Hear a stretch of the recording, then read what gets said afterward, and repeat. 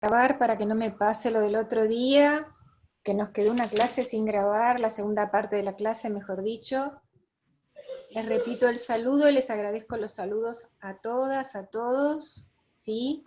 Como decíamos la semana pasada, vamos a tratar de mantenernos con los micrófonos silenciados para no acoplar, ¿sí?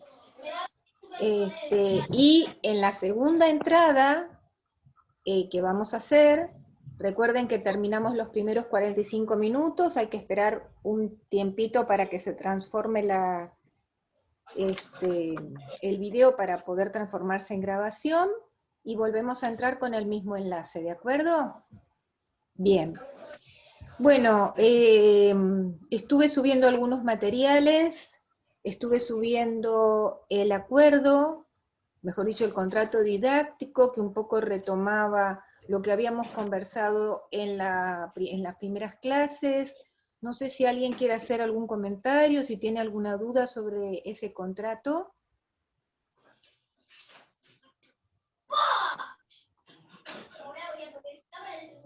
No, profe, por el momento no.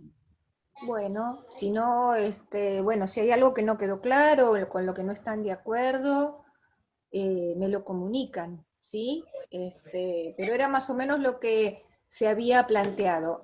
En relación con esto, en esta oportunidad, cuando hagamos la segunda parte, aprendí cómo poder tomar el registro de asistencia sin necesidad de cortar la clase, a través de lo que ustedes escriban en el chat. Entonces, cuando hagamos la segunda entrada, porque veo que hay mucha gente que tiene como seudónimos en sus entradas, entonces, cuando hagamos la segunda parte, como hicieron la semana pasada, ponen su nombre y apellido en el chat, ¿sí? Con que no hace falta que pongan presente, con que pongan su nombre y apellido es más que suficiente, ¿de acuerdo? Con eso yo voy a hacer el control de la asistencia.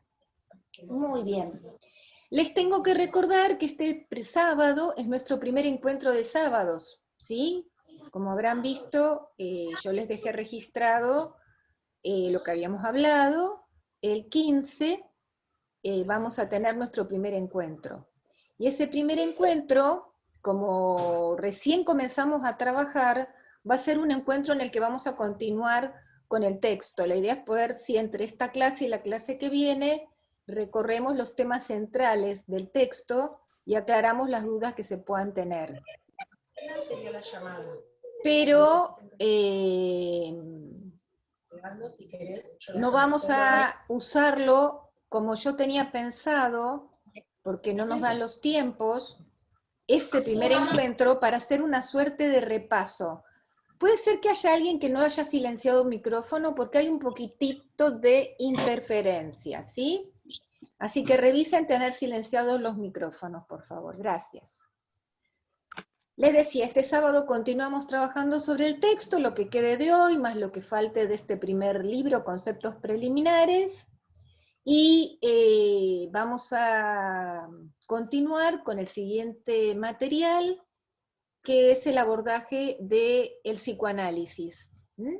Así que bueno, cuando les suba el siguiente material, también les voy a subir un link de una película con la cual vamos a trabajar el material de psicoanálisis, o introducción, vamos a hacer un poco más humildes, introducción al psicoanálisis. ¿De acuerdo?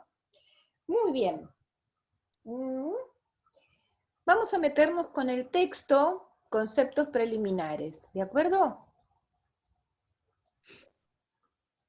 Habrán visto que en esta propuesta que nos hacen los autores sobre cómo empezar a trabajar este recorrido acerca de la psicología, una de las primeras preguntas que se plantea el autor es decir, bueno, ¿qué es lo que hace, qué es lo que nos convierte en humanos, ¿no? Porque la psicología, justamente, aunque hay también una psicología animal, pero en el caso nuestro, vamos a trabajar la psicología que corresponde al campo del humano. Y habrán visto que para eso para acercarnos al campo de lo humano, no alcanza a compensar este aspecto exclusivamente de manera natural, o sea, como suerte, como parte de la evolución, por ejemplo, de la que habla Darwin, ¿no? El hombre en algún momento se para, empieza a tener cierta diferenciación, se empieza a agrupar y se separa del resto de los chimpancés que eran sus parientes más cercanos. Pero, ¿qué es exactamente lo humano? ¿Pudieron leer los distintos aportes, tanto el aporte antropológico como el aporte filosófico y el psicológico? ¿A quién le gustaría hacer una aproximación al respecto?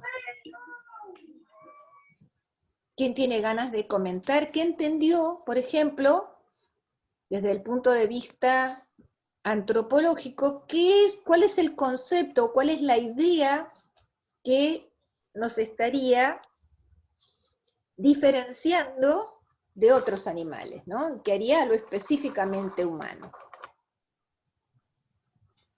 ¿Qué entendieron por allí?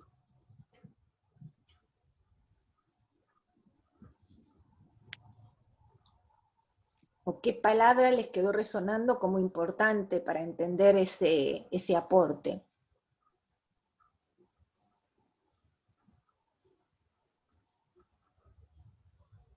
El lenguaje simbólico, profe.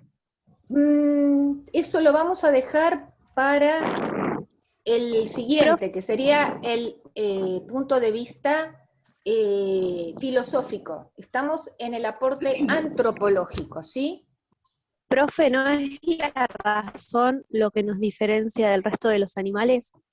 La No, capacidad de razonar. ¿sabés qué? No, vamos a quitarle ¿No? un poco de peso al tema de la razón, porque la razón está sobrevalorada para estos autores con los que estamos trabajando, ¿sí? El hombre da mucha cuenta de muy poca razonabilidad. Ahí me va a avisar Carmen que va a cambiar de dispositivo porque no me escucha. ¿El resto me escucha bien? Sí. Bueno, entonces puede ser un tema del dispositivo de Carmen. Les decía, volvamos a la cuestión antropológica, ¿sí? Para los que leyeron, para los que no leyeron, no vamos a entrar en el campo del invento. Mónica, sí. Sí, yo lo que estuve marcando, que creo que tiene que ver con eso, es la concepción clásica, que era cosmocéntrica. No, para un cachito, Mónica. Para. Te estás yendo a otra cosa. Yo estoy preguntando por cuáles son los elementos que nos definen como seres humanos. ¿Qué es lo que nos hace humanos y nos diferencia de los otros animales? ¿Sí? Siempre de acuerdo con la teoría evolucionista de Darwin. O sea, descendemos de los monos, sí, pero hay algo que nos transforma en otra cosa. Y acabamos de cuestionar la razón. El alma, profe, ellos hablaban mucho de la materia del alma. A ver. La conducta, profe. Me da la impresión de que, no sé si hubo lectura del texto que yo les subí al... Profe, ¿puede ser que el texto que usted haya subido arranque de la página 29 y lo que usted está preguntando está en la concepción del humano, que es la página 9, la perspectiva antropológica, que es la página 10, y eso no está subido o yo imprimí mal? No sé, yo teóricamente subí el libro completo, tendría que estar completo. Y me saltaba de la página 29. No completo, profe, eso no estaba. Desde la 28, a partir de la número 28 en adelante. Empezaba en la, solo de la a partir locura. del siglo XIX, el texto que nosotros tenemos empezaba hablando a partir del siglo XIX, Claro. y te hacía como un recorrido, pero lo que está preguntando, creo que nadie Está lo al sabe, comienzo. porque no estaba. Bueno, hoy mismo en el grupo pregunté, porque en la biografía usted pone completo el libro, Sí, y cuando yo voy a lo que usted subió no está completo, entonces pregunté, o hay un error o yo imprimí mal, porque no está completo, aparece la página 28.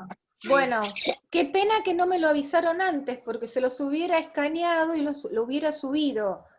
Así que bueno, ahora entiendo por qué esta cosa extraña de que Por eso nadie invocaba- contestaba, profe. No, nadie invocaba un término cercano. Bueno, No, entonces, aparte también en la guía que usted nos dio, en las expectativas, en la biografía, todo también. Yo cuando empecé a buscar y a leer, digo, pero acá hay cosas que no están subidas. Y lo pregunté y las chicas me dicen, no, subió de la página 29, entonces me quedé, no, digo, no, bueno, no. pues Una pena, insisto, que no me lo hayan avisado antes. Estas cosas las tienen que avisar enseguida. Pero tampoco sabíamos si lo tenía que subir completo, profe, o quería que empecemos la leamos. lectura desde ahí, porque hay muchos docentes que ponen un pedazo de un texto, un libro, No, entonces pero bueno, digo, ante la duda, si ustedes ven que no coincide lo que figura como tema con lo que yo subí, algún error tiene que haber en algún lado. Entonces, preguntar no es nada complicado, ¿no Profe, es cierto? lo Así que pasa que, es que dice, como primera lectura, preconceptos, conceptos preliminares. sí, Y cuando abrimos el texto, dice exactamente eso, nada más que empieza a partir de la página 29. Por eso no es que no ninguno tuvo esa duda de, bueno, teníamos que empezar a leer de esta parte. bueno, está bien, no importa. Así vamos aprendiendo también cómo nos manejamos, sobre todo en esta multitud. Y además, por suerte, yo tengo dos referentes a través de WhatsApp. Una es Mayra y la otra es Camila, creo, o Carla, ahora no me acuerdo. Entonces, cualquier duda también a profe, través yo. de ellas me pueden consultar, Camila. Me pueden consultar a través de ellas y yo enseguida tengo puedo hacer completar esto que falta. Bueno, vamos a hacerlo así entonces de manera rápida, hasta que ustedes lo reciban, para el sábado ya lo van a tener escaneado, Ahora sí. que es, para entender lo humano, ustedes van a ver que los autores se paran en tres lugares diferentes. Uno es lo que va a llamar la visión antropológica, algo que nos va a permitir la antropología entender. ¿Qué es? Va a mencionar a un autor, Levi-Strauss, que es un autor tradicional dentro de la antropología, que va a ubicar el rol de la cultura en lo humano. O sea, lo que antes, digamos, previamente a la cultura se definía en el campo de la información genética, de lo instintivo, a partir de la cultura, esto permite que un sujeto se constituya en ese marco con esas premisas, con esa ideología, con ese modo de vincularse, con ese modo de establecer acuerdos e intercambios. Todo esto que llamamos cultura, que no estoy hablando de la cultura culta, estoy hablando de lo que nos define como modo de ser y como identidad. Esto es lo que va a referir Levi-Strauss como que nos diferencia del resto de los animales. A los animales, digamos, la información genética, eso que está en el instinto, les va preguntando cómo llevar adelante la vida. Eduardo, ¿vas a preguntar algo? Si no, te voy a pedir que te silencies, puede ser, porque hace interferencia. Ay, perfecto. Entonces, les decía, esta cultura es el marco en el cual nosotros nos vamos a ir desarrollando. Cuando el ser humano abandona la cuestión, empieza a constituir la cultura como tal, él se constituye en ese marco y al mismo tiempo es el que va creando nuevas pautas para él de ese desarrollo cultural. Nuestra cultura no es la misma que, aunque estemos en Occidente, que lo que pasaba en Occidente, qué sé yo, como vamos a ver después, en el siglo XIX. La cultura va cambiando, no es fija, ¿sí? Es mucho más fijo el instinto, ¿no? Lo que marca las pautas, por ejemplo, de comportamiento de los mamíferos, es mucho más fijo que lo que va pasando con la cultura, que va permitiendo que el sujeto humano vaya teniendo diferencias, ¿sí? En estos modos, repito, de vinculación, de organización, de intercambios. Todo esto no lo tenemos prefijado, lo tenemos que ir aprendiendo. Esta sería la gran diferencia. Lo que estaba en el instinto, lo que estaba marcado a nivel genético, se repetía de individuo en individuo. ¿Sí? Los animales que no son domésticos, porque siempre digo lo mismo, los animales domésticos se terminan pareciendo a los dueños, ¿no? Y y terminan teniendo casi las mismas neurosis. Pero los animales que viven en su hábitat, ¿sí? No tienen mucha variación entre sí. Todos más o menos se organizan la vida, se protegen de peligros o de enemigos, buscan alimentos, se reproducen todos más o menos de la misma manera. No hay gran variación dentro del marco del instinto. En cambio, la cultura nos da una variabilidad enorme más allá de los diferentes grupos y los lugares en donde nos vayamos constituyendo. Digo, no, también la cultura occidental corresponde a Occidente, pero nosotros, que somos sudamericanos, latinoamericanos, no tenemos, compartimos la cultura, sí, pero tenemos muchas diferencias, por ejemplo, con la cultura norteamericana o canadiense, aunque seamos también de cultura occidental. ¿Sí? Entonces, la principal diferencia va a decir el aporte antropológico de Levi-Strauss, que es un estructuralista. Ustedes van a ver allí el concepto de estructura también. O sea, la cultura sería esta organización, ¿sí?, que nos permite desarrollarnos. Van a ver también otro concepto interesante allí, que es que una de las cosas que él buscaba dentro de la cultura es lo que llamaba el núcleo relacional latente. Ese núcleo, van a ver, corresponde a algo que, si bien hay variación, como yo recién mencioné, por ejemplo, entre Sudamérica y los países del norte de América, digamos, entre los países los que somos de descendencia latina y los que no, hay también algo, que es lo que buscaba este autor, que dice, más allá de las diferencias particulares, se comparte. Y a eso lo va a llamar núcleo relacional latente. En el caso de la cultura occidental, para Levi-Strauss, lo que une las diferentes manifestaciones de la cultura es la prohibición del incesto. Esto lo ve en todos los lugares de la cultura occidental, más allá de las diferencias, repito, de lugares, de procedencia, de ascendencia, etc. ¿Sí? Entonces, ahí tenemos ya algo muy significativo que define el humano, que es que somos seres culturales. ¿Bien? Esto no pasa con los animales, con el resto de los animales. Los humanos somos seres culturales. Alguien mencionó el orden de lo simbólico, ¿sí? O el mundo simbólico. Bueno, justamente otro... Profe, sí. ¿puede repetir el concepto de núcleo relacional latente? Yo lo voy a repetir, pero lo que estoy diciendo está en el texto, no se preocupen por repetir o tomar nota puntual. Primero, que va a estar en la grabación, y segundo, que está en el texto, ¿no? Así que, si están tomando nota, bueno, lo que queda, no, mientras ustedes lo entiendan, no importa que quede registrado, porque lo van a encontrar nuevamente. Es algo que es común a las diferencias entre las culturas, ¿sí? De un mismo, digo, en este caso, de la cultura occidental, ¿no? El núcleo relacional latente es la prohibición del incesto. Es lo que compartimos en los diferentes grupos dentro de la cultura occidental.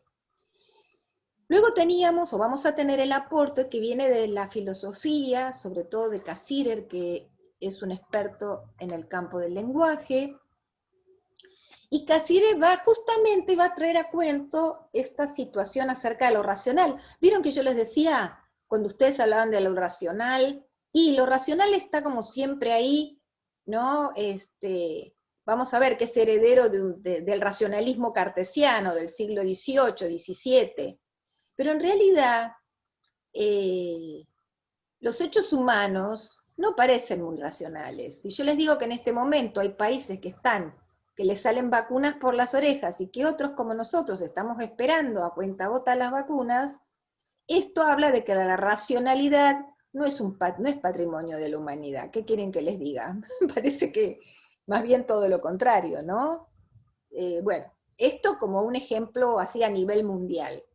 Pero bueno, lo que va a decir Cassirer es que en realidad, más que la cuestión de la racionalidad, que muchas veces queda en duda, lo que sí nos diferencia del resto de los animales es el mundo simbólico.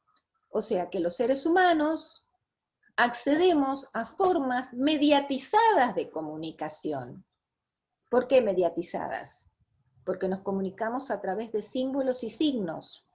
El lenguaje oral, el lenguaje escrito, los distintos lenguajes, por ejemplo, matemáticos.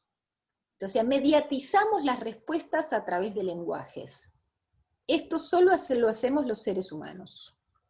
Que esto no quiere decir que los animales no se comuniquen. ¿Se entiende la diferencia entre comunicación y mundo simbólico? Los animales se Sí, que nosotros comunican. ponemos como estructuras para comunicarnos. Exacto. Una numerología, el signo de puntuación. En cambio, el animal se mantiene con su lenguaje base, digamos.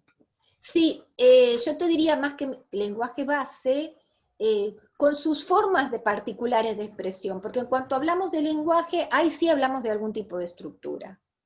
Entonces, el animal ¿Sería tiene lengua en vez de lenguaje? modo de comunicación, vamos a decir, formas de comunicación, ¿sí? Por ahí más gestuales, ¿sí? Más corporales, como si fueran un bebé, antes de acceder al lenguaje. Entonces, el lenguaje propiamente dicho, esta organización, esta estructura de la que hablaba Valeria, por ejemplo, en el campo de la comunicación oral, va a tener que ver con todo lo que es el lenguaje oral, ¿no? Con ciertas formas, con cierta organización, con cierta pragmática para poder explicar, decir, comunicar, ¿sí? Esta mediatización que hace al mundo simbólico es específicamente del orden del humano. Nos quedan 10 minutos, voy a ver si puedo terminar con este tema. Y por último, vamos a lo que sería la concepción del humano desde el punto de vista psicológico. Y acá el gran aporte lo va a hacer el psicoanálisis. ¿Por qué? Porque vamos a entender al ser humano, producto de estas cuestiones, sobre todo de la primera que mencioné, que es el abandono o el ir dejando de lado la cuestión instintiva, y es que el ser humano, al momento de nacer, es sumamente indefenso. ¿Ustedes conocen algún individuo de alguna especie más indefenso en el momento de nacer que un ser humano? Cualquier animalito, ni siquiera hablo de un animal superior, pero cualquier animal en general tiene mucho más recursos para sobrevivir si lo dejan solo que un ser humano. Un ser humano solo no puede sobrevivir. No se puede alimentar, no se puede proteger, no se puede abrigar. No podemos. O sea, al perder esa resolución desde el instinto, nos hemos quedado en esta situación de enorme fragilidad. Nacemos de una matriz biológica, es cierto, ¿no? Nacemos de un cuerpo, ¿sí? De una matriz biológica, pero necesitamos de un otro que nos asista, y que nos asista bastante tiempo. No es que enseguida lo resolvemos, ¿no? Necesitamos asistencia mucho tiempo para poder sobrevivir. Sí, acá dice Natalia, seguimos siendo vulnerables unos cuantos años, ni hablar. Sí, pero por lo menos para lograr autonomía, que va a ser toda una conquista, vamos a necesitar mucho tiempo. Entonces, esa debilidad inicial, va a decir la psicología, también es una peculiaridad del humano. Y esa debilidad inicial, casi paradójicamente, es nuestra principal fortaleza. ¿Por qué? Porque no tenemos todo prescripto de antemano. Sí, hay un cuerpo, hay un código genético, pero con eso vamos a hacer cosas distintas en función de ese otro y de ese marco en el cual nos vayamos desarrollando.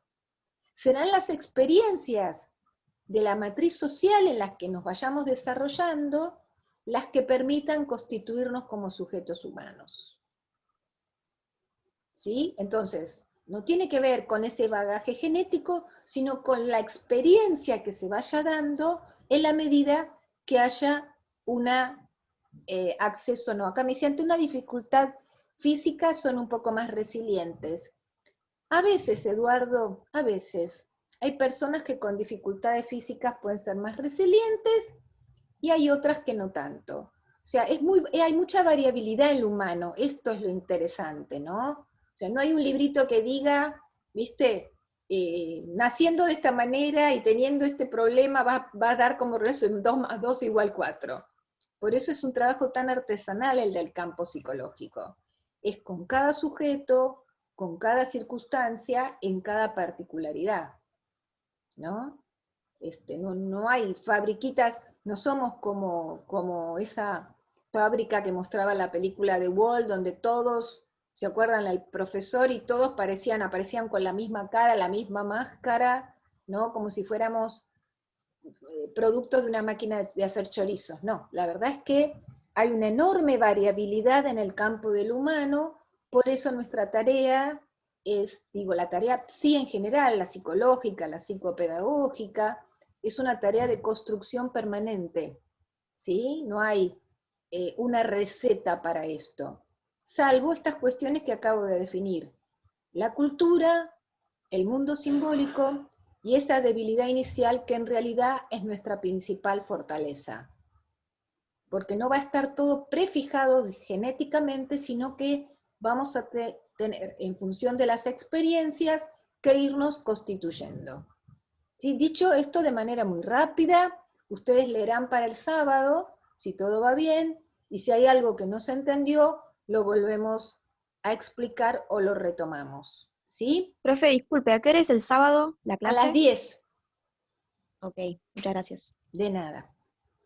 Bueno, esto era un poco en principio para tomar o explicar de qué hablamos cuando hablamos de lo humano. Como verán, trasciende algunos de los términos que ustedes estuvieron mencionando. Hablaron del alma, hablaron de la conducta, ¿no? Creo yo al principio.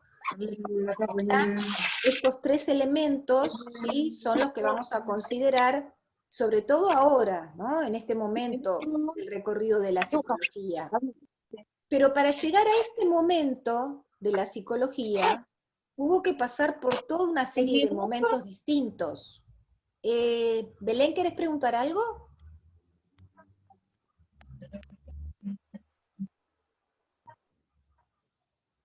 No, acá María Belén tiene, porque está con el con el micrófono abierto, por eso le pregunto, y si no, te pido que te mutes.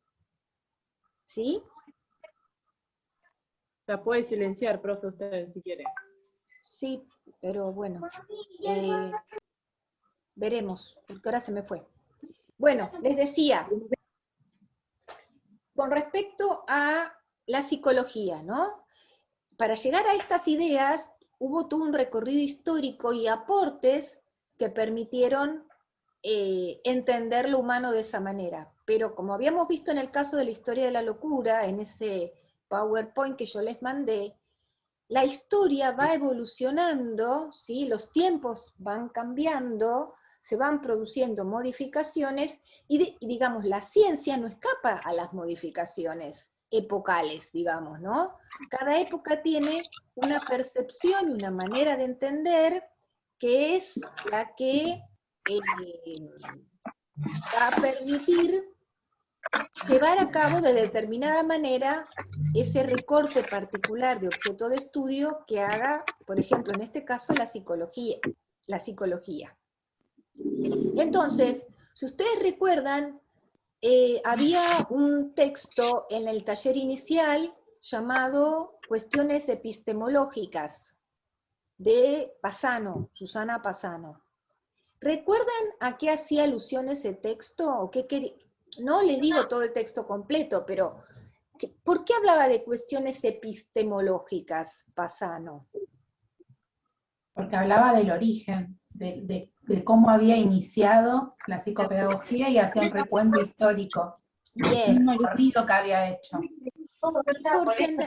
Y porque la cuestión epistemológica remite justamente a cómo se hace esta apreciación del conocimiento científico en cada época, de acuerdo a esas circunstancias epocales.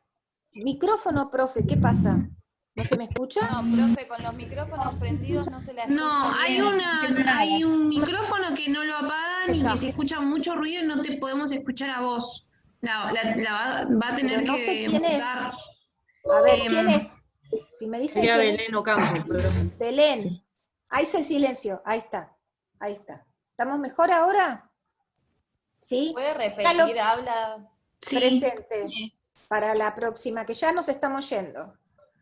Digo que las cuestiones epistemológicas hablan de cómo se entiende la ciencia, ¿sí? Para entender la ciencia tenemos que ver esta cuestión epistemológica que hace a determinadas épocas. Las cuestiones epistemológicas no salen de un repollo, responden a un contexto histórico determinado y a los pensadores que van trabajando en ese contexto histórico, ¿verdad? Entonces, ahí es donde creo que algo ustedes habían mencionado,